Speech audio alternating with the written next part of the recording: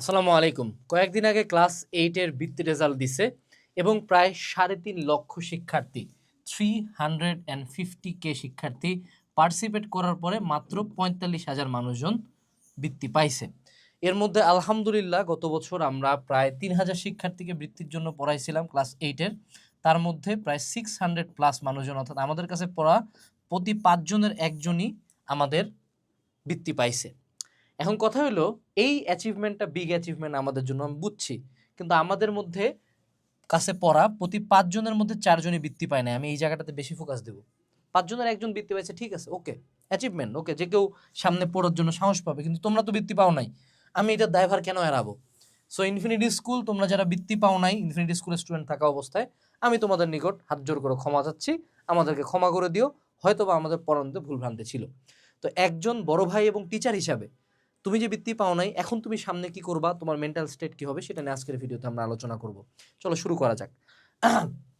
মনে রাখবা, আমি ক্লাস 5-এ ট্যালেন্ট পুলে বৃত্তি পাইছিলাম, ক্লাস 8-এ ট্যালেন্ট পুলে বৃত্তি পাইছিলাম, ক্লাস 10-এ জেনারেলে বৃত্তি পাইছিলাম, ইন্টার লাইফে ট্যালেন্ট পুলে বৃত্তি পাইছিলাম, তারপরে ভার্সিটিতে 15টা ভার্সিটিতে চান্স পাইছিলাম, 35টা অলিম্পিয়াডে চ্যাম্পিয়ন হয়েছিলাম, অনেক কিছু, এবং এই যে টেক করে খাচ্ছি আর কি। তো আমার পুরা লাইফ জুড়ে যদি আমি বলি যে দুইটা সবচেয়ে ইউজলেস রেজাল্ট, যে দুইটা রেজাল্ট আমাকে কোনোদিন জিজ্ঞেস কেউ করে নাই, আমি নিজের থেকে বলি, যেমন আজকে আমি বলছি যে এইটা আমি ট্যালেন্ট পুলে বৃত্তি পেয়েছি। হ্যাঁ, এইটা আমাকে আমার লাইফে হয়তো বা যেদিন বৃত্তি রেজাল্ট হয়েছে সেদিন একটু ফাপড়ে ছিলাম, আর এখন আমি একটু বলতে পারি দেখে ফাপড় লাগে। অর্থাৎ সবচেয়ে ইউজলেস রেজাল্ট হলো ক্লাস 5-এর পিএসসিতে, আমাদের সময় পিএসসি ছিল বৃত্তি, এবং ক্লাস 8-এর জেএসসি ছিল, তোমাদের তো এখন এটা নাম দিছে হলো স্কলারশিপ আর কি। সো মনে রাখবা যে এই রেজাল্টটার কোনো 2 টাকা দিয়ে জীবনের কোনো জায়গায়, জীবনের কোনো অ্যাসপেক্টে, জীবনের কোনো সার্টিফিকেটে, জীবনের কোনো পরিচয়ে তোমার এটা লাগবে না। এইটার হাইপ আগামী 7 ডেজ, দ্যাটস ইট, এর বাইরে কিছু না। এবং এটা আরেকটা হাইপ আছে, যেদিন তোমাদেরকে তোমার বৃত্তি পাওয়া বন্ধুরা টাকা পাবে 3 থেকে 4 হাজার টাকা। এই 3 থেকে 4 হাজার টাকা কোনো বিষয় না, কিন্তু টাকাটার একটু গরম থাকে আর কি, একটু নিজেকে খুব মনে হয় যে আমি হলাম বিল গেটস, আমি হলাম ইলন মাস্ক, হ্যাঁ, যে 4,000 টাকা পাইছি, বিশাল বড় টাকা মনে হয়। হ্যাঁ, বাট এর বাইরে এটার কোনো প্রকার কোনো ইউজফুলনেস নাই। মনে রাখবে, এটা জাস্ট একটা কনফিডেন্স বুঝে, যে বৃত্তি পাইছে সে একটা ফাপড়ে থাকবে যে না, আমি ভালো স্টুডেন্ট, আমি সামনে ভালো করব। কিন্তু দেখো, একটা জিনিস বুঝো, যে তোমার লাইফের সবচেয়ে বেটার ফিলিংস কি, হেট নাকি লাভ? তুমি যদি বৃত্তি পাইতা, তখন কি তুমি বেশি পাগলের মতো পড়তা, নাকি তুমি বৃত্তি পাও নাই এই রাগে তুমি আরো বেশি করে পড়বা? সো যারা বৃত্তি পাই নাই তারা আমরা বেশি পড়বো, কারণ আমাদের মধ্যে হেট আছে, আমাদের মধ্যে আগুন আছে, আমাদের মধ্যে একটা রিভেঞ্জ, যে আমি নেক্সট টাইম দেখাই দিব যে তুই বৃত্তি পাইছিস না মামা, এবার এসএসসিতে দেখ তোর রোল কোথায় যায়। মামা, এই যে সামনে হাফ ইয়ারলি আছে না জুনে, এই জুনে দেখ তোর পজিশন কত, আমার পজিশন কত। এই মেন্টালিটিটা লাগবে, যে তুই বৃত্তি পাইছিস, তুই 3,000 তুলবি, আমি স্কুলের হাফ ইয়ারলিতে দেখ, এই যে দেখ টপ 10-এ আমি ফার্স্ট হয়েছি, আমি পুরা স্কুলে দেখ, এই যে দেখ এসএসসি ট্যালেন্ট পুলে বৃত্তি পাইছি, দেখ এবার গোল্ডেন পাইছি, তুই তো পাশও করতে পারিস নাই। That's the mentality you need. কারণ বৃত্তি যারা পাইছে, ও মনে করো আরে মুই কি হুনুরে, মুই কি হুনুরে, ওরে বাপরে বাপ, এই মনে করো মুডে আছে, পড়াশোনা কমাই দিবে। কিন্তু তুমি কি, তুমি রিভেঞ্জের আগুনটাকে যদি কাজে লাগাইতে পারো, তুমি অনেক কিছু অ্যাচিভ করতে পারবা। সো মনে রাখবা, লাইফের প্রত্যেকটা ডাউনফল তোমার সামনে 2টা অপরচুনিটি নিতে পারে। প্রতিটা ডাউনফল, হয় তুমি ডাউনফল থেকে শেষ হয়ে যাবা, ওটা ডিপ্রেসড হয়ে যাবা, অথবা তুমি ডাউনফল থেকে ডিসাইড করবে যে তোমার লাইফে সবচেয়ে বড় কামব্যাকটা দিবা। সো যে ক্লাস 8-এ কামব্যাক দেওয়ার সুযোগ পাচ্ছ, এত কম বয়সে আমরা কামব্যাক দেওয়ার সুযোগ পাই না। আমার লাইফে কামব্যাক আসছে মনে করো ইন্টার লাইফে আসে। সো এত আগে কামব্যাক দেওয়ার সুযোগটা, এটা মহান আল্লাহ তাআলা, আমি বলবো নিঃসন্দেহে একটা নিয়ামক, কাজে লাগাইতে হবে। সো প্রথমত মেন্টাল অ্যাসপেক্টটা এখানে বুঝো, ওকে, এবং নিজেকে প্রমিস করো। মনে রাখবা, তোমার ব্রেন অলওয়েজ একটা নতুন টার্গেট খুঁজে। সো নিউ টার্গেট কি, আমি ক্লাস 9-এ কামব্যাক দিব, ক্লাস 9-এ আমি কামব্যাকটা দিব, আমি স্কুলে টপ করব, এবং আমি এসএসসিতে বোর্ডে প্লেস করব। এবার তো থানা পর্যায়ে খেলা হয়েছে না, এবার বোর্ড লেভেলে প্লেস করে দেখাবো ইনশাআল্লাহ, মৃত্যুবাদে ঠেকায় কে। ঠিক আছে, এবার আসো দ্বিতীয় বিষয়টা, যে তোমাদের 8-এর স্কলারশিপ নিয়ে এবার হাইপ ছিল অনেক বেশি। কেন? কারণ অনেক বছর পরে এবার স্কলারশিপ এক্সামটা আরেকবার চালু হয়েছে। কিন্তু বছরের পর বছর ধরে কি চলতেছে বাবা বলো দেখি, এসএসসি এক্সাম চলতেছে। মনে রাখবা, এসএসসি এক্সাম এবং এইচএসসি এক্সাম, এই 2টা রেজাল্ট তোমার আজীবন লাগবে। এই এসএসসির এক্সামের উপর রেজাল্টের উপর ভিত্তি করে তুমি তোমার কলেজ সিলেকশন দিবা।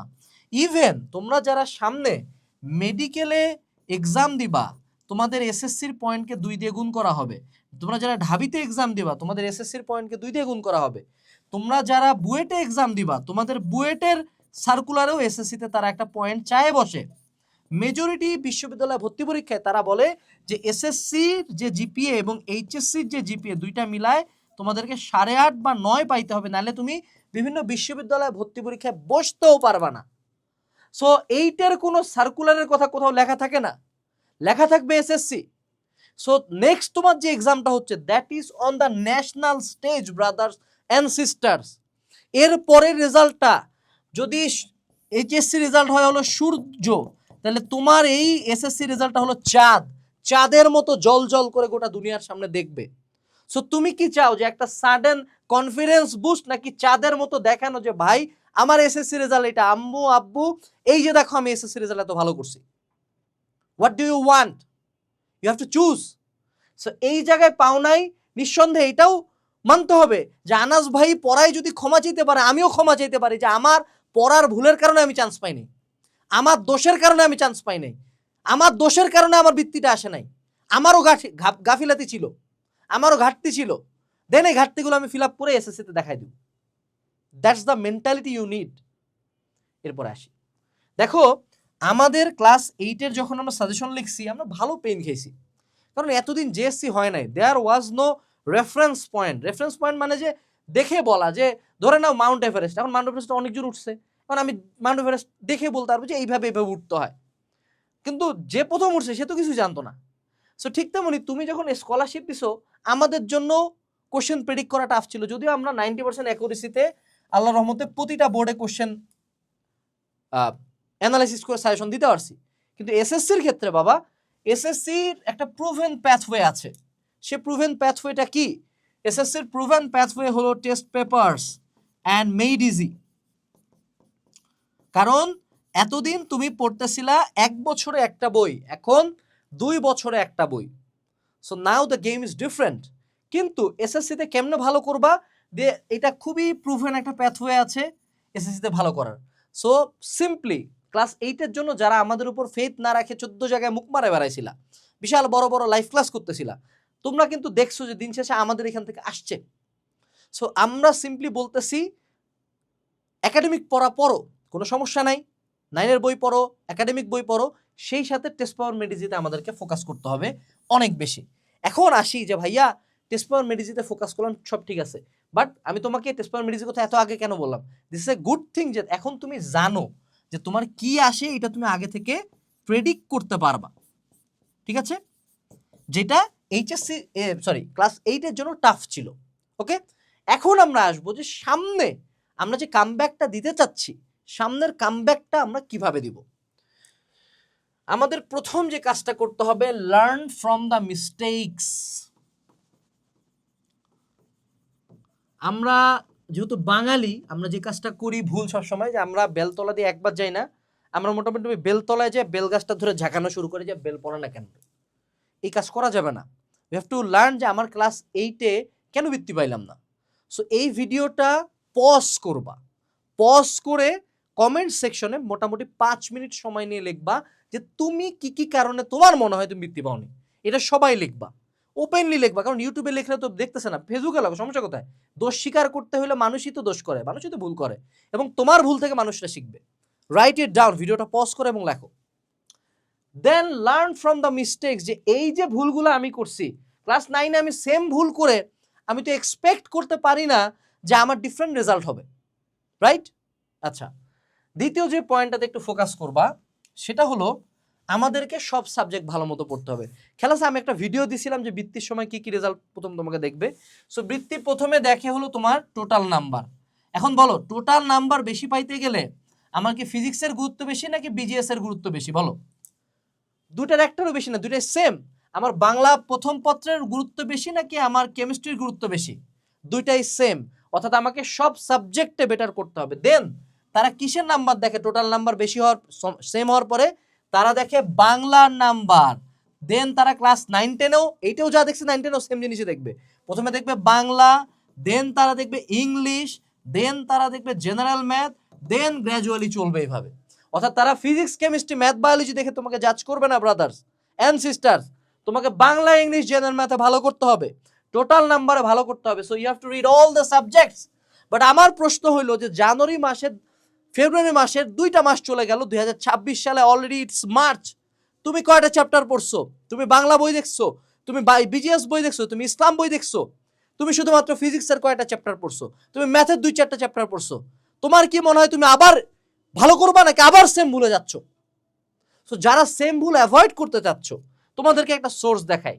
আমরা আমাদের এজ কোর্সে যখন তোমাদেরকে কমপ্লিট একাডেমিক প্রোগ্রামের কথা বলছিলাম, এই যে সুন্দর মতো আমাদের এসএসসি প্রস্তুতি আছে, হ্যাঁ, এসএসসি প্রস্তুতিতে চলো আমরা চলে যাই। তোমরা যারা আছো এসএসসি 28 এর ক্লাস 9 এর কমপ্লিট একাডেমিক প্রোগ্রাম আছে, তোমার কাছে দেখে মনে হইতে পারে যে ভাইয়া কেন 8000 মানুষ এখানে এনরোল করছে। জাস্ট হ্যাভ আ লুক যে এই জায়গায় every single subject already completed. Chemistry, physics, biology, higher math, English, BGS, Islam, ICT, Bangla, English, everything is completed. Materials আছে, দাগানো বই আছে, এসএসসি সাজেশন, যেই সাজেশন থেকে তোমার ইনশাআল্লাহ বোর্ড কোশ্চেন হোক, স্কুলের পরীক্ষা হোক, 90%-এর কাছাকাছি কমন আসবে। এবং আমাদের এক্সামস আছে, এত কিছু, এবং ইনফিনিটি এ আছে, তোমার যে কোনো কোশ্চেন থাকলে তুমি করতে পারবা। এবং যারা এনরোল করবা তোমরা এই বইটা পাবা। এই বইটা হলো বাংলাদেশের একমাত্র অল ইন ওয়ান মাস্টার বুক। অর্থাৎ 11টা সাবজেক্টের জন্য 11টা গাইড না, একটা গাইডের ভিতরেই সব কিছু। এখন এই বইটা তুমি চাইলে সেপারেটও কিনতে পারো, বাট মনে রাখতে হবে তুমি যদি 9-10-এ গাইড না পড়ো জীবনে ভালো রেজাল্ট হবে না। তোমাকে যে যা বলুক, আমি দিনাজপুর জেলা স্কুলের ফার্স্ট বয়, 4 শিট মিলে আমার হাইয়েস্ট নাম্বার থাকতো আলহামদুলিল্লাহ, আমি বলতেছি যে গাইড পড়তে হবে। এবং গাইডে আমরা চেষ্টা করছি যে সবচেয়ে ইম্পর্টেন্ট এমসিকিউ এবং সিকিউ এগুলো কোথা থেকে উঠাইছি বলো দেখি? টেস্ট পাওয়ার মেডিজি থেকে। সো তোমরা যারা 14 জায়গায় লাইভ ক্লাস করে বেড়াচ্ছ, আস্ক ইউরসেলফ এই সেম ক্লাস তো আগের বার করলাম, এবার কেন রেজাল্ট খারাপ হয়েছে? So choose the complete academic program. তুমি চাইলে রামাদান 25 ইউজ করলে এখানকার দাম আরো 4000-এর নিচে চলে যায়। অর্থাৎ তুমি you are paying 4000 for 2 years, 2 বছরের সব কিছুর জন্য মাত্র 4000 সামথিং টাকা। রমজান মাসে এর চেয়ে বড় সুযোগ আর কোথাও নাই। So choose the right path, সব সাবজেক্টে ফোকাস দিতে হবে। চলো আমরা আমাদের পড়াশোনায় ব্যাক যাই। এরপরে আমাদেরকে সিলেবাস কমপ্লিট করতে হবে দ্রুত। দেখো তুমি চিন্তা করো, তোমার ক্লাস 8-এর সিলেবাস শেষ হয়েছে তোমার বৃত্তি পরীক্ষার কয়েকদিন আগে। হাউ অ্যাবাউট তুমি বৃত্তি পরীক্ষার কয়েকদিন আগে না, তুমি যদি এই সিলেবাস কমপ্লিটটা বৃত্তি পরীক্ষার 4 মাস আগে করতা, তাহলে কি তুমি আরো বেটার পড়তে পারতা না? এখন তুমি চিন্তা করো, এইবার তো 8-এর বৃত্তি কেউ দেখে নাই, যখন এসএসসিতে রেজাল্টটা খারাপ হয় তখন কি? সো আমাদের টার্গেট থাকতে হবে যে আগামী 1 ইয়ারের মধ্যে আমরা 9 আর 10-এর বই একসাথে শেষ করবো। পারবো না? পারলে লিখবো কমেন্টে ইনশাআল্লাহ। ঠিক আছে, ইনশাআল্লাহ আমরা পারবো। কেমনে পারবো তোমাকে দেখাই। এই যে আমাদের কমপ্লিট একাডেমিক প্রোগ্রামে একটা রুটিন দেওয়া আছে, যেই রুটিনটা যদি তুমি ফলো করো, ওখানে আমরা কিভাবে 1 বছরের মধ্যে পুরা এসএসসি 2টা সাবজেক্ট, 2টা মানে পেপার কম্বাইনলি পুরা ফিজিক্স কেমনে শেষ হবে 2 বছরের পর 1 বছরে, সেটা আমরা তোমাকে দিছি একদম রুটিন ওয়াইজ। তুমি আমাদের কোর্স অনুযায়ী পড়তে পারবা। সো যারা এখনো এইটাতে নাই, আমি জানি না তুমি কি পড়তেছো। এরপরে বাবা টেস্ট পেপার সলভ করতে হবে। You have to solve a lot of test papers. অর্থাৎ তোমাকে বিগত বছরের এসএসসির কোশ্চেন সলভ করতে হবে। এটা যদি তুমি করো, তুমি স্কুলের পরীক্ষায় কমন পাবা, তুমি এসএসসি পরীক্ষাও কমন পাবা। সবচেয়ে মজার কথা, আমাদের কমপ্লিট একাডেমিক প্রোগ্রামে এটাও অ্যাড করা আছে, এটাও অ্যাড করা আছে। So what are you waiting for? এরপরে তোমাকে এমসিকিউর জন্য সেপারেটলি পড়তে হবে। দেখো এবার কিন্তু বৃত্তি পরীক্ষায় এমসিকিউ আসছিল, অনেক এমসিকিউ পারো নাই। 9-10-এ কিন্তু প্রতি সাবজেক্টে 25 মার্ক, এবং অনেক সাবজেক্টে যেমন বাংলা, বিজিএস, এগুলোতে 30 মার্কের এমসিকিউ থাকবে। বাংলা দ্বিতীয় পত্রতে 30 মার্ক এমসিকিউ থাকবে। এবং এই এমসিকিউ গুলো আসে গাইড থেকে। আমরা গাইড থেকে তোমার জন্য দেখো পুরা বাংলা এইটুকুর মধ্যে নিয়ে আসছি, ঠিক আছে? এইটুকুর মধ্যে তোমার পুরা বাংলা কমপ্লিট। ইংলিশের মডেল টেস্ট এটার মধ্যে আছে, সিন কম্প্রিহেনশনের মিনিং আছে, ম্যাথের মডেল টেস্ট, ম্যাথের এমসিকিউ শর্টকাট, প্রত্যেকটা সাবজেক্ট এখানে। সো এই গাইডটা রাখতে হবে তোমার কাছে। বাট মনে রাখবা এমসিকিউ কোথা থেকে পড়তে হবে? এমসিকিউ পড়তে হবে দিন শেষে গাইড বই থেকে। এরপরে লাস্ট একটা কথা, ভিডিও লম্বা করে লাভ নাই, আমি তোমাদের জন্য অলরেডি অনেক ভিডিও দিছি। তোমরা ক্লাস 9-এ কামব্যাক দিবা কিনা এটা তোমার সম্পূর্ণ স্বাধীন ব্যাপার। তুমি চাইলে 9-এ আবারও ফেল করতে পারো। অসংখ্য মানুষজন আছে তোমরা এসএসসি পাসও করতে পারবা না। But if you want to do well, this will require extreme dedication and focus. কারণ এতদিন কম্পিটিশনটা ছিল তোমার থানার ভিতরে, এতদিন কম্পিটিশনটা ছিল তোমার স্কুলের ভিতরে, but SSC exam is a national exam. তুমি দেখবা এসএসসিতে যারা ভালো করছে তাদের টিভিতে সাক্ষাৎকার আসবে। SSC exam is a board level exam, তোমার পুরা বোর্ড প্রত্যেকটা স্কুল মিলে একটা রেজাল্ট হবে। So this is the chance to prove your self. এবং স্কুল লাইফে যারা রোল 1 বলা হয়, যে জেলা স্কুলের ফার্স্ট বয়, এদেরকে কোন ক্লাসের রোল 1 বলা হয় বলো দেখি?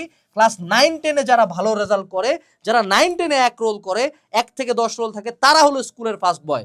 সো তুমি এখন চুজ করো যে তুমি এই ন্যাশনাল লেভেলে জিতবা কিনা, তুমি তোমার স্কুলে তোমার নামটা জানা যাবা কিনা, যে না আগে 30 রোল ছিল, চলেছিল, 9-10-এ তো ফার্স্ট বয় ছিলাম, ক্লাস 10-এ তো ফার্স্ট বয় ছিলাম। ইউ চুজ যে what you want to be. It will require extreme dedication and focus. So আজকের এই ভিডিওটা শেষ করার পরে, একটা কমপ্লিট একাডেমিক প্রোগ্রাম কেনার পরে, তুমি টেবিলের উপরে লিখে রাখো নেক্সট গোল এসএসসি ট্যালেন্ট পুল। এবং ইনশাআল্লাহ পুরো জার্নি জুড়ে আমি এবং হালকেনস্টাইন ইনফিনিটি স্কুল তোমার পাশে থাকবো। আমাদের প্রোডাক্টগুলোর লিঙ্ক ডিসক্রিপশন বক্সে দেওয়া আছে। আসসালামু আলাইকুম। শোক হয়ে যাক শক্তি, বৃত্তির পরে হয়ে যাক আরেকটা বড় কামব্যাক। টাটা।